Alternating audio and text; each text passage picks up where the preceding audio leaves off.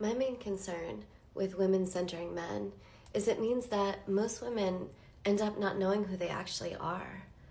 I feel like the extent to which our personalities have been forged within a context of centering men is really hard to pull apart. When I was in middle school, me and my girlfriends would practice hot walking. We would literally practice walking, imagining how it would be the most hot for a guy, for like another 10 or 11-year-old boy. Or I remember changing my handwriting because I thought my crush, like based on what I thought my crush would think is cute. Like I changed my A's. I changed my mind-body connection to my writing. I saw that episode of Boy Meets World about Purse Girl where Sean finds this girl's purse and falls in love with her from her purse because she's eating snow caps and has a book of Shakespeare sonnets and a classical music CD. And so I would carry around like peanut butter fast break and the Nirvana Come As You Are autobiography, and just hoping that some guy would find my bag and open my bag and fall in love with me.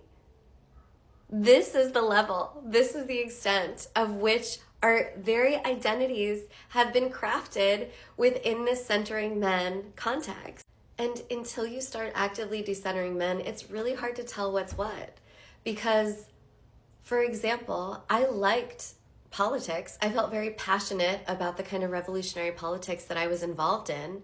But did I go to every protest and every meeting hoping that I would see some super hot guy? Yes. I genuinely liked rock music. It spoke to my angsty soul. But did I go to every concert hoping to meet that same hot guy? You bet your bottom dollar. And when I met a hot guy, would I do a little mating dance? Would I do a performance of the music that I liked in order to garner his affection? Of course. So it's so difficult to pull apart what's what. And for example, I was at this family thing and my cousin brought his new girlfriend. And no shade to this woman, but the extent to which she was auditioning to be wife and mother was exhausting. She had the little sundress, which was cute, but still modest. And can I help you in the kitchen? And I'm studying for my master's degree in education to help kids with special needs, but still fun and flirty. Like we like concerts and we like traveling, which all might be true. Which all might be like her authenticity is braided together. Her true self is braided together in this performance of self. And the level of that performance and that control it's exhausting. It's exhausting to do. It's exhausting to be around. And then I was with my other friend who's like an Instagram model, and there she is. And everywhere we go, she has to take pictures and she has to send them to her sugar daddies.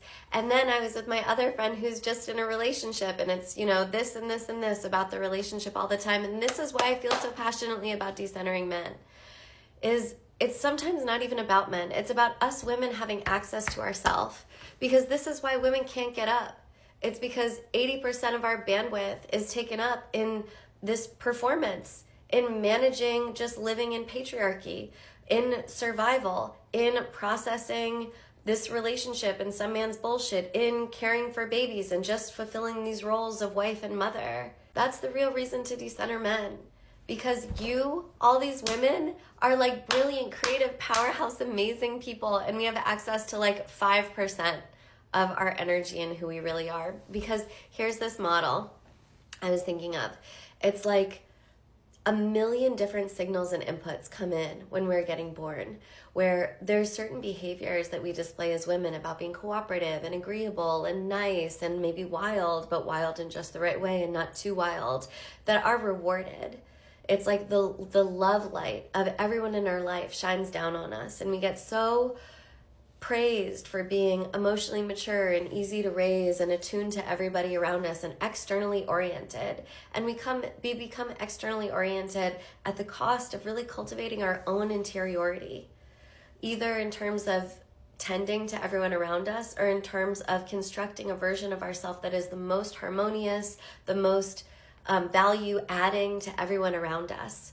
And through this process, through like a million different inputs and experiences, we create this version of me, this me that we really think we are.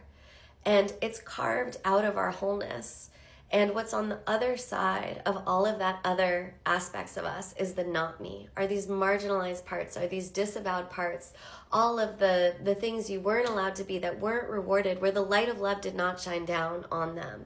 Maybe that's your anger or your rage or your loneliness or your sorrow. Maybe it's your horniness, but all of that stuff gets put in not me. It's like you shove it under the carpet of your being, and then it shows up. It like pokes its head out in all these little ways. When you fart, and when you burp, and when you're a bitch, and when you fail, and when you are ashamed of something, and when you have an addictive compulsion towards something, and when you like something you're not supposed to, and when you hate something that you're not supposed to. When you say things that make everyone around you really tense, and when you do things that aren't pretty and aren't cute and aren't mature and aren't beautiful, all these things, that's actually you coming out.